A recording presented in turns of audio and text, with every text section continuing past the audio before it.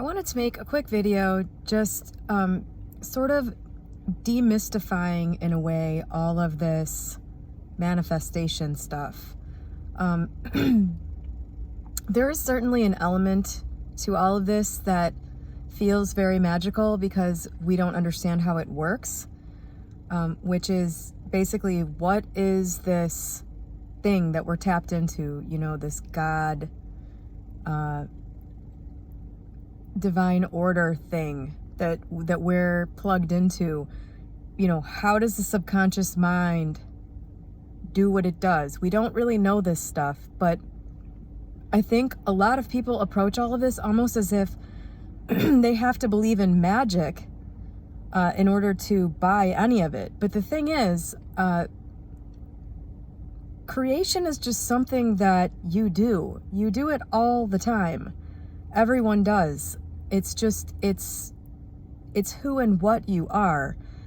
And the only difference between what you've been doing pretty much your entire life with anything you've been successful or unsuccessful with, and what conscious manifestation, law of attraction, Neville Goddard's writing, Wallace Wattles' Science of Getting Rich, the only difference is that these are urging you to become conscious of the extent to which you have control over this. There is a widespread illusion that there's only a little bit of influence that you can really have, when it's quite the opposite. It's all within your control almost all the time. I don't know if there are any exceptions to that.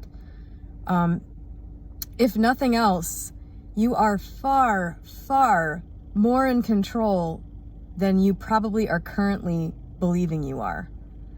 And that's really the only difference here. That's really the only thing that you have to get about what this is. It's not a new magical occult,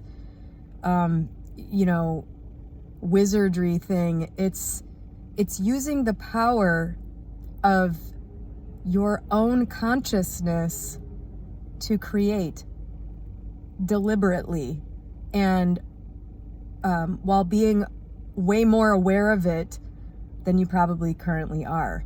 And you'll see, if you really dive into this, if this becomes something that you become obsessed with, like I have, you will see when you start to actually do the work. I think 99% of people don't ever even get to that point. When you start actually doing the work that goes into this, which isn't, it's not super easy to sort of get good at even the techniques that Neville lays out.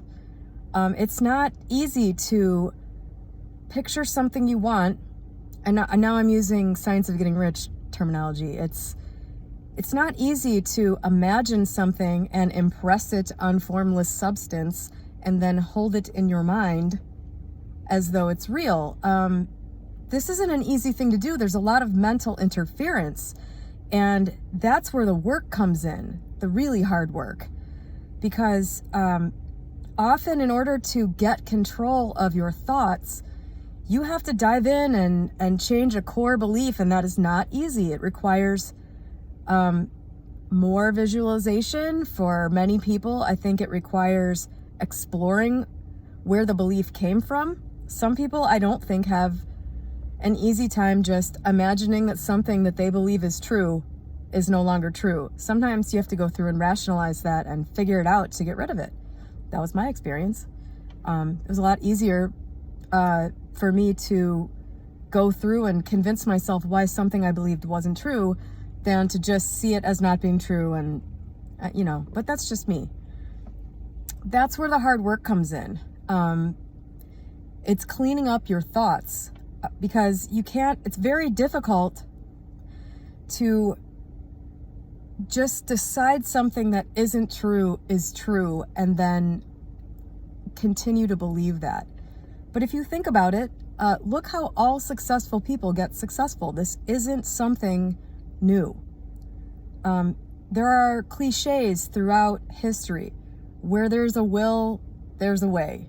You know, these things didn't come from people just trying to make other people feel better. They're truisms, and they're right in line with everything that you've been watching and reading about conscious manifestation. When you believe that something is going to happen, you will make it happen. Think about negative self-fulfilling prophecy. If you are in a relationship and you believe you are always left, and you believe that the person you're with will leave you, that will almost certainly come to pass. For a couple of reasons. When you hold a belief about yourself like that, you subconsciously pick up on characteristics about a person that indicate to you that they are going to be the type of person that will leave you. Same thing with cheaters, same thing with liars, same thing with abusers. You choose the people that you're with, and you choose them for a reason. The beliefs are what make everything, and this isn't something new. You've heard this from teachers, you've heard this in movies. If you start to really become sort of ensconced in this whole genre, you will notice everywhere you go, there is evidence that people have been aware of their own power to create since essentially the dawn of man. So that's all I really wanted to say. You know, this isn't some magic trick. There is certainly an element to it that I myself still can't really, it's so hard to, you know, it's like it's too good to be true almost. That there's like a force that you're connected to that's working on your behalf, but it's there. I can't deny it anymore. My best friend, I keep saying, is this really happening? Like, did I really make this happen? I've been saying that for 15 years about things to him. And he's just like, when are you going to fully buy in? When are you going to stop asking me if you created this? You know you did. It's really hard to believe, even if you have a ton of evidence. So I'm making this video for those of you who have next to no evidence. The best thing I could tell you to do is look back through your life, and I think you will be able to see all of the things that you've created, especially if you're willing to accept responsibility and not be a victim. Then you'll really be able to see that. So